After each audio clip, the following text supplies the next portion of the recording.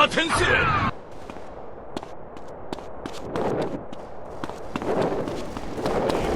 My time! Look, buddy, don't...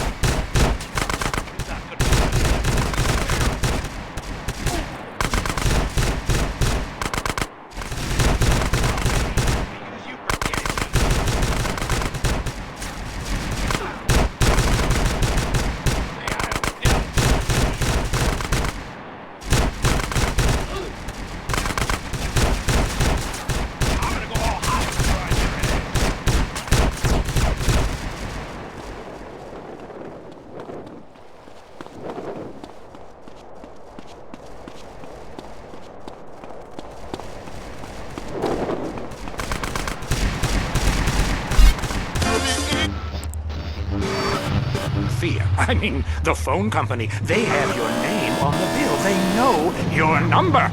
How do you feel about that? I knew it. Hello, Julie from Liberty City. You're on the line. A cowboy ghost has been haunting my house. I want you to take off your blouse. Stand at the window. Stand there. Dass wir alles irgendwie aus den nächsten EU-Ländern. This mission now.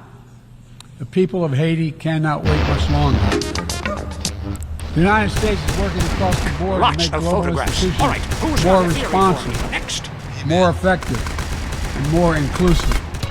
For example, we've taken significant steps to reform and scale up the World Bank, expanding its financing to low and middle-income countries so it can help boost progress toward meeting the Sustainable Development Goals and better address interconnected challenges like climate change and fragility.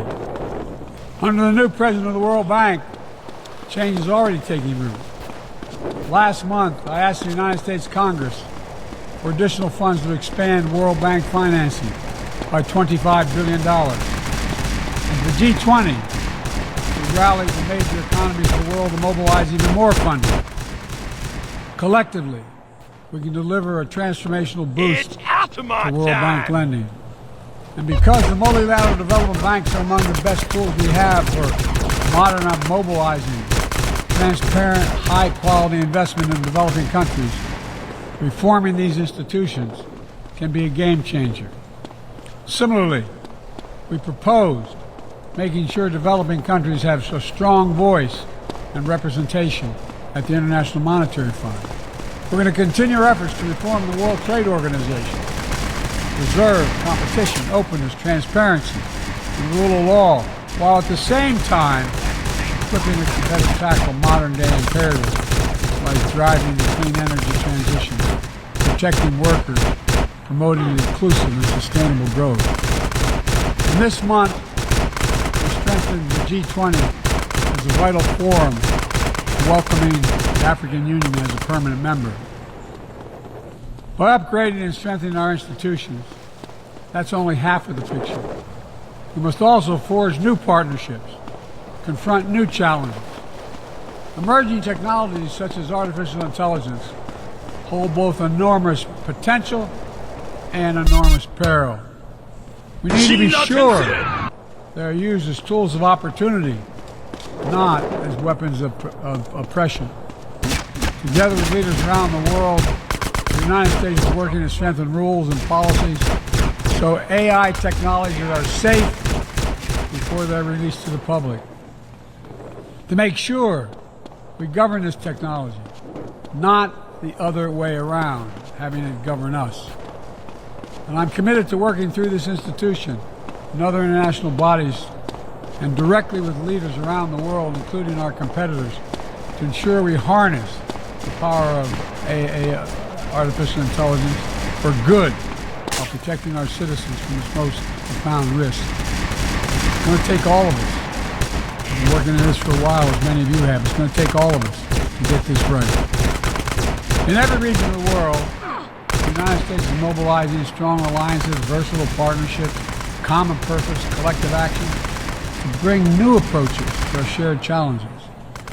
Here in the Western Hemisphere, we united 21 nations in support of the Los Angeles Declaration on Migration and Protection, launching a region-wide approach to a region-wide challenge to better uphold laws and protect the rights of migrants. In the Indo-Pacific, we've elevated our Quad partnership with India, Japan, and Australia to deliver concrete progress for the people of the region on everything from vaccines to maritime security. Just yesterday, after 2 consultations and diplomacy, the United States brought together dozens of nations across 4 continents to establish a new partnership for Atlantic cooperation so that the coastal Atlantic countries can better cooperate on science, technology, environmental protection, and sustainable economic development. We brought together nearly 100 countries in a global coalition to counter fentanyl and synthetic drugs to reduce the human cost of this affliction, and it is real. And as the nature of the terrorist threats evolve and the geography expands to new places, we're working with our partners to bring capabilities to bear to disrupt plotting, degrade networks, and protect all of our people. Additionally, we convened the Summit for Democracy to strengthen democratic institutions, root out corruption, and reject political violence. And in this moment where democratically elected governments have been toppled in quick succession in West and Central Africa, we're reminded that this work is as urgent and important as ever. We stand with the African Union and ECOWAS and other regional bodies to support constitutional rule. We will not retreat from the values that make us strong. We will defend democracy, our best tool to meet the challenges we face around the world. And we're working to show how democracy can deliver in ways that matter to people's lives. Hey! The Partnership for Global Infrastructure and Investment addresses the enormous need and opportunity for infrastructure investment in low and middle income countries, particularly in Africa, Latin America, and Southeast Asia.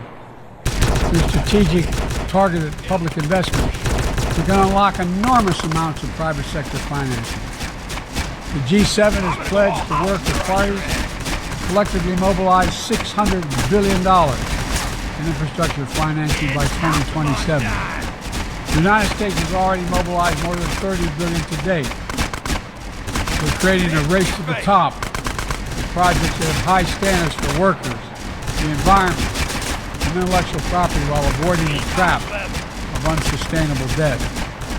We're focusing on economic corridors that will maximize the impact of our collective investment and deliver consequential results across multiple countries and multiple sectors. For example, the Libido Corridor will extend across Africa from the western port of Angola to the DRC to Zambia, boosting regional connectivity and strengthening commerce and food security in Africa. Similarly, a groundbreaking effort we announced at the G20 to connect India to Europe through the UAE, Saudi Arabia, Jordan, and Israel will spur opportunities and investment across 2 continents. This is part of our effort to build a more sustainable, integrated Middle East. It demonstrates how Israel's greater normalization and economic connection with its neighbor is delivering positive and practical impacts, even as we continue to work tirelessly in support of just and lasting peace between the Israelis and Palestinians, 2 states for 2 people. Now, let me be clear. None of these partnerships are about containing any country. They're about a positive vision for our shared future. When it comes to China, I want to be clear and consistent. We seek to responsibly manage the competition between our countries so it does not tip into conflict.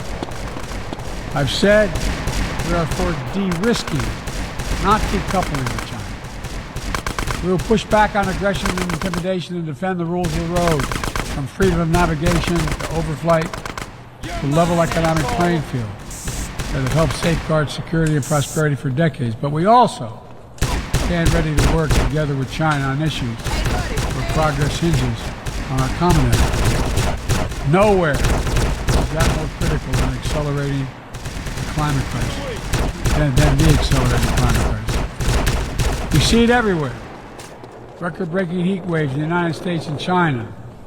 Wildfires ravaging North America and Southern Europe. A 5th year of drought in the Horn of Africa. Tragic flooding in Libya. My heart goes out to the people of Libya that's killed thousands of people. Together, these snapshots tell an urgent story of what awaits us if we fail to reduce our dependence on fossil fuels and begin to climate-proof the world. For one day, my administration, the United States, has treated this crisis as an existential threat from the moment we took office. Not only for us, but for all of humanity. Last year, I signed into law in the United States the largest investment ever anywhere in the history of the world to combat the climate crisis and help move the global economy toward a clean energy future.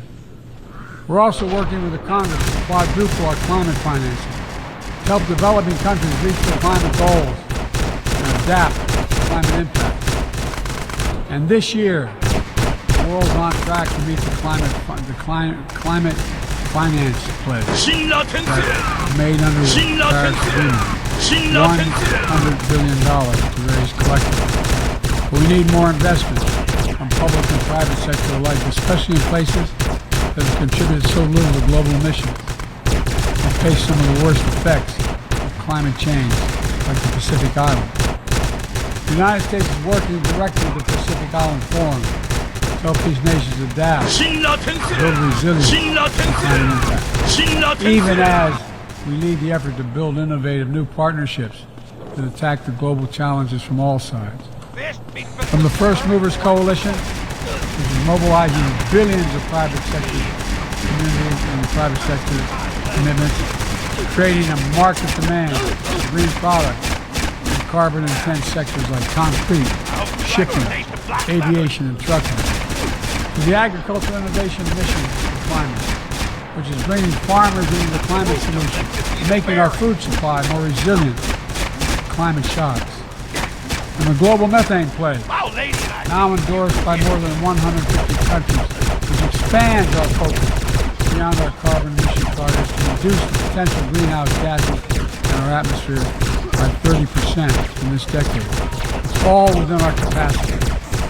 We need to bring the same commitment and urgency and ambition as we work together to meet the Sustainable Development Goals of 2030.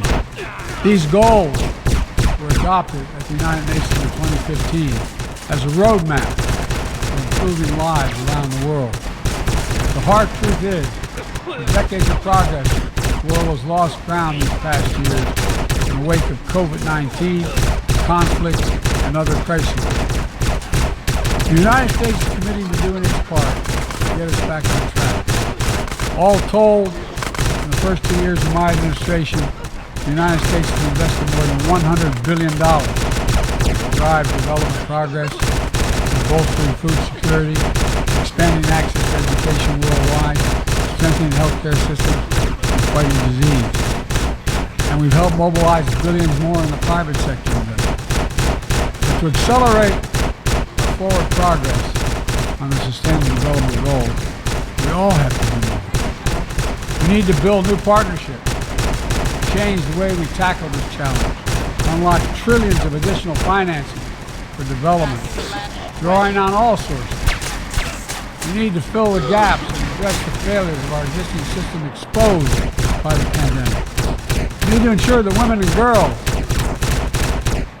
benefit fully from our progress. We should also do more to grapple with the debt that holds back so many low and middle-income countries. When nations are forced to service unsustainable debt payments over the needs of their own people, it makes it harder for them to invest in their own future. And as we work together to recover from global shocks, the United States will also continue to be the largest single community donor, country donor of humanitarian assistance at this moment of unparalleled need in the world. Folks, cooperation, partnership. These are the keys to progress and the challenges that affect us all, and the baseline for responsible global leadership. We don't need to agree on everything to keep moving forward on issues like arms control, the cornerstone of international security. After more than 50 years of progress under the Non-Proliferation Treaty, Russia is shredding long-standing arms control agreements, including announcing the suspension of New START and withdrawing from the Conventional Forces of Europe Treaty.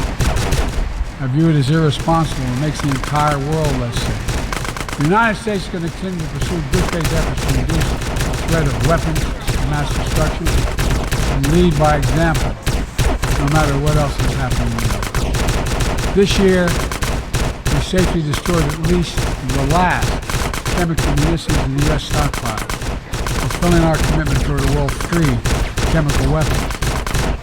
And we condemn the DPRK's continued violation of UN Security Council resolutions, but we are committed to diplomacy that will bring about the denuclearization of the Korean Peninsula. We're working with our partners to address Iran's destabilizing activities that threaten regional and global security, and remain steadfast in our commitment that Iran must never acquire a nuclear weapon. Now, even as we evolve our institutions and drive creative new partnerships, let me be clear.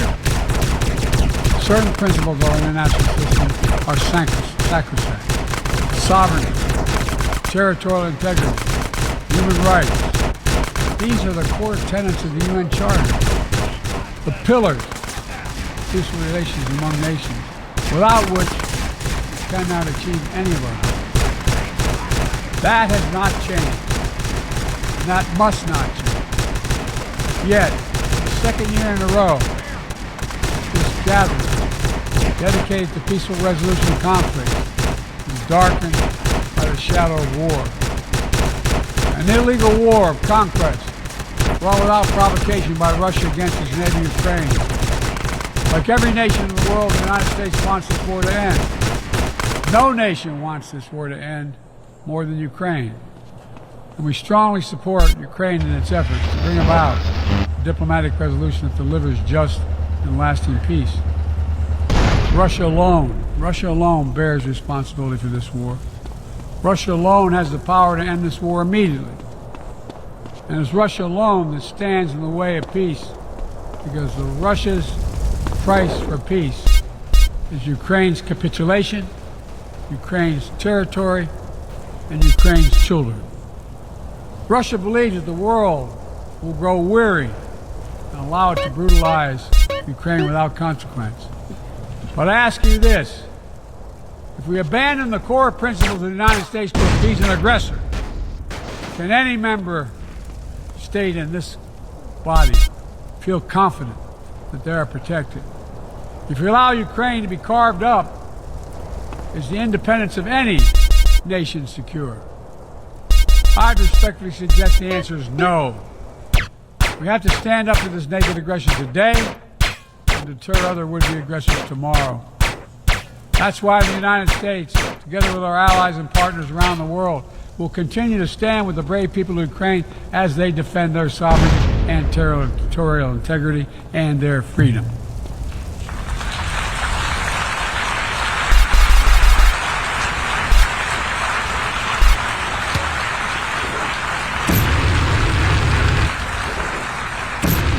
It's not only an investment in Ukraine's future, but in the future of every country that seeks a world governed by basic rules that apply equally to all nations and uphold the rights of every nation, no matter how big or small. Sovereignty, territorial integrity, they are the fixed foundations of this noble body. And universal human rights is its North Star. We cannot sacrifice either. 75 years ago, Universal Declaration of Human Rights captured a remarkable act of collective hope. And I say that again, collective hope. Drafted by a committee representing different regions, faiths, philosophies, and adopted by the entire General Assembly. The rights contained in the Declaration are elemental and enduring. And while we still struggle to uphold equal and inalienable rights of all, they remain ever steady and ever true. We cannot turn away from abuses, whether in Xinjiang, Tehran, Darfur, or anywhere else. We have to continue working to ensure that women and girls enjoy equal rights and equal participation in their societies. That indigenous groups, racial, ethnic, religious minorities, people with disabilities do not have the potential stifled by systemic discrimination. That the LGBTQI plus people are not prosecuted or targeted with violence because of who they are. These rights are part of our shared humanity. When they're absent anywhere, their loss is felt everywhere. They are essential